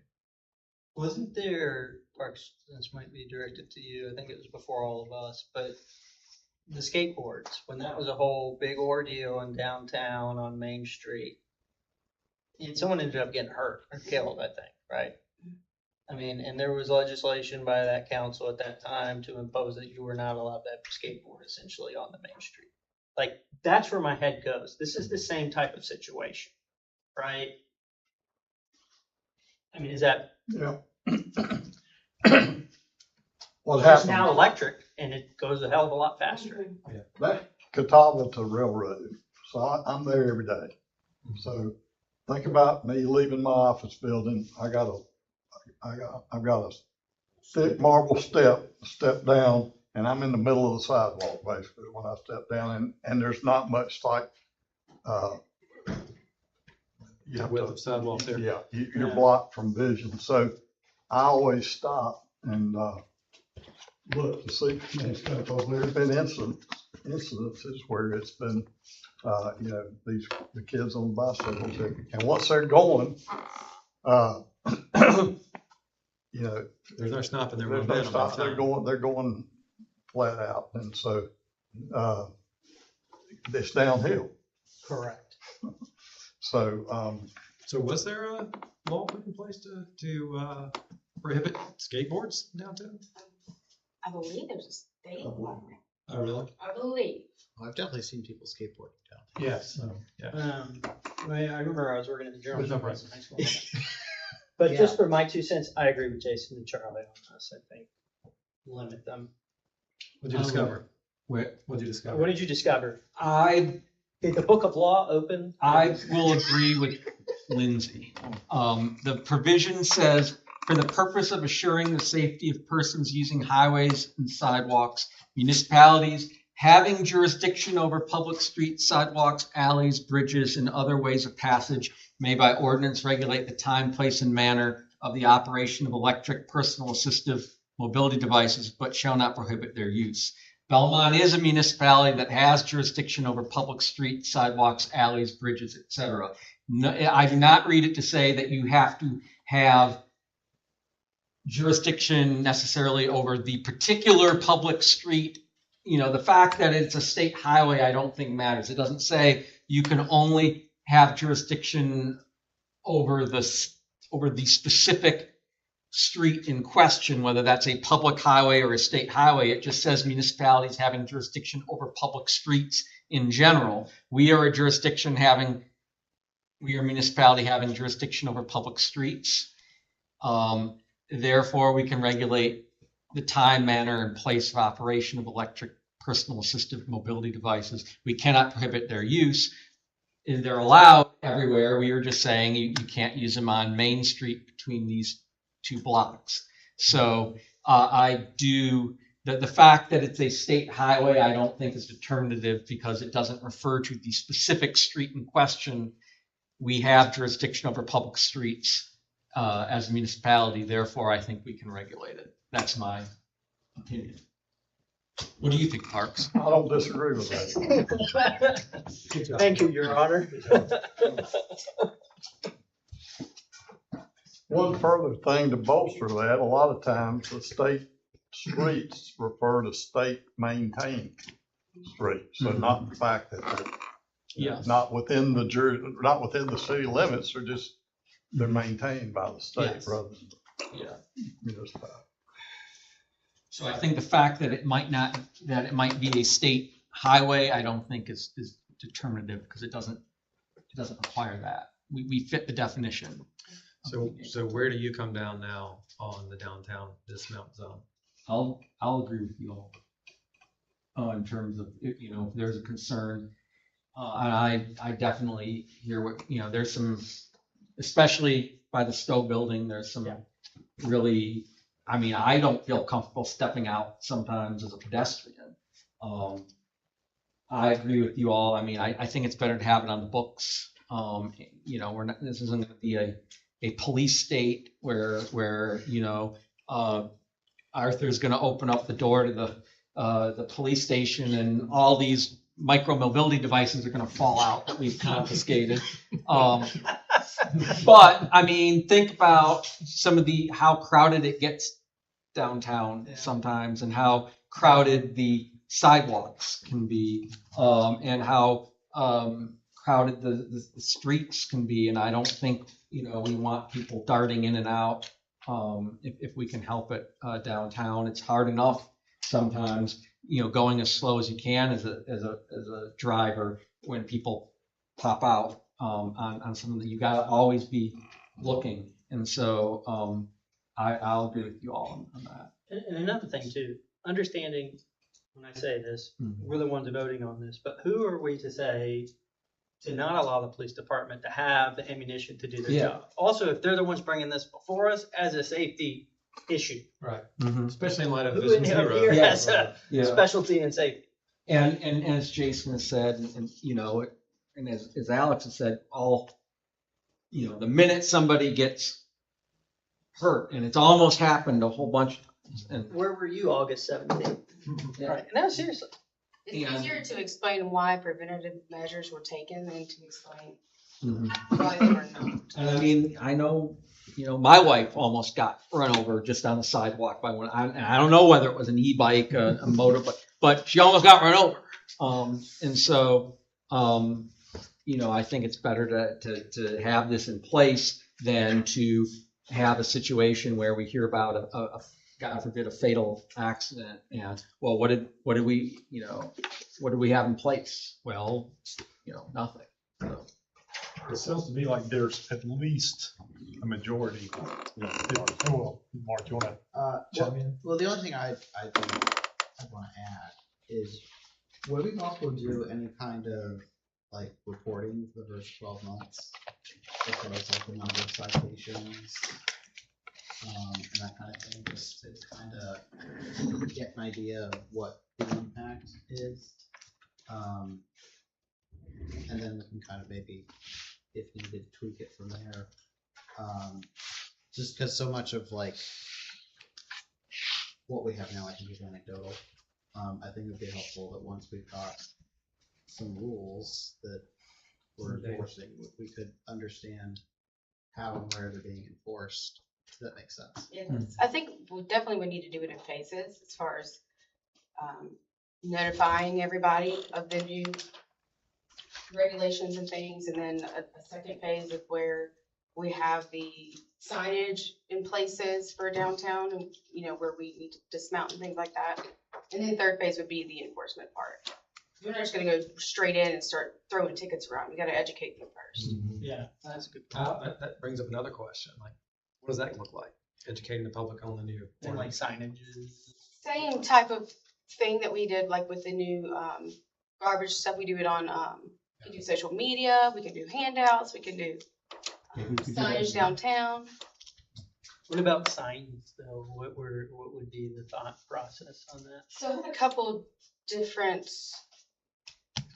signs. So the signs that I've seen have looked like this, and they're actual circular signs, like physical signs. And then there's some that are actually on the concrete where it's painted, which looked really good. And then there's a photo, I think, attached to the map that's included with your, I think it's right behind that chart, Alex. Yeah. But like, how many are you thinking? Like placement? Is I it? guess we would have to probably go out there physically to see where Yeah. would be the best. Top and bottom, and then every side street on the intersection. Educating them will be the key to make sure that people are aware, because I mean, it is a big change. It's better. Are you good with that? Do you have anything else? No, nothing that I haven't already said. I'll just circle Parks put it better than me. I interpret that statute jurisdiction, as I understand it, and that statute means, is the street within Belmont's municipal limits within its jurisdiction, as opposed to referring to who maintains the road. Yeah, for the record, I don't want them in the street either. You know, I want them on the side. I understood. It's not the street, that's not where I want them. My fear is that we push them to the street. Yeah, I understand. So, do we need a vote, or is it just that based on our consensus and what Lindsay has put in her presentation about further changes in light of 1094, that it will appear on the consent agenda at our next, I guess, our September meeting, where we can vote on it as part of the consent agenda? Does that make sense? It does. I don't think you need a vote. I think we've got it. All right. And are we doing 2 readings of this then? If we're gonna criminalize it, yes, you need 2 Okay. readings. So it would be on the consent in September regular, and then again, second reading and September workshop. And when would it go into effect? Upon adoption. Just immediately upon adoption, so like, where I'm going from that is, like, as far as the education piece, now, since you've got kind of like a collective guidance here, are you guys gonna start that now? Okay. And there's nothing in the proposed ordinance that would conflict with that December 1st effective date with the state law, right? As long as y'all don't change your mind. I'm not changing. Right. No, there should have been. I'm locked in. She's making. We can make our those. effective date September 15th. Yeah. Even if the state law doesn't come into effect on December 1st, there's no conflicts there. Subject to her, the Yeah. few changes. Right. When I finish the final draft, I'll send it out for any edit. And just to clarify, Situations. micro mobility devices are not on the sidewalk or the street in the dismount zone. Correct. Well, you can Push it. push But them on you the can't sidewalk. ride them. Yeah. Yeah. And it'll actually say that, it actually says that in there, that there's nothing preventing them from pushing it, you know. One other point, this came up at the last meeting, mopeds. Nothing preventing them from being in downtown streets, because they can go over, 25 miles an hour. Can they pull other vehicles, trailers, vehicles? There's nothing in state law that says they can't. Really? Seems ill-advised. Happens about every other week. I'm gonna say I've never witnessed it. Seen pictures, but I've never witnessed it. I've seen motorcycles go on trailers, which it blows my mind. I'm not witnessing either, but I have seen bicycles with carts behind them, but not no moped. This one specifically has a very loud speaker on the trailer. Yeah. She likes to have fun. I think it goes without saying, but Lindsay and team, thank you for this. Yes. You can tell there's been a lot of work Great work. done into this. Because this went through like 2 or 3 revisions before it even. Actually, I started doing the research in in January of this year. Wow. Great. Because I went through 2 or 3 rounds with you all before it even got put on the agenda, and Before it the went talking through. heads got a hold of it. It's been rough. But thank you. Well, let me just throw this out there. It's important to me. It's important when we're putting new laws in place that impact the way people live in town. It's important that we have this discussion. It's important that we spend as much time on it to really dig down to where it makes sense to apply and where it may not make sense to apply. So I appreciate your willingness to kind of be in the line of fire as we're going through this, but Arthur, you as well. I appreciate the support and all this and putting the time in. So I don't want you to think that I'm not appreciative of that. I definitely am. So I appreciate it. Thank you. Thank you. Thank you. All right. So anything else for Lindsay? All right, Lindsay. Thank you. Great job. Thank you. Thank you. All right. Well, we don't have anything else on the agenda. So at this point, I will entertain a motion. Motion to adjourn. Motion made by Alex. Second. All in favor? Any opposed? All right. We're adjourned.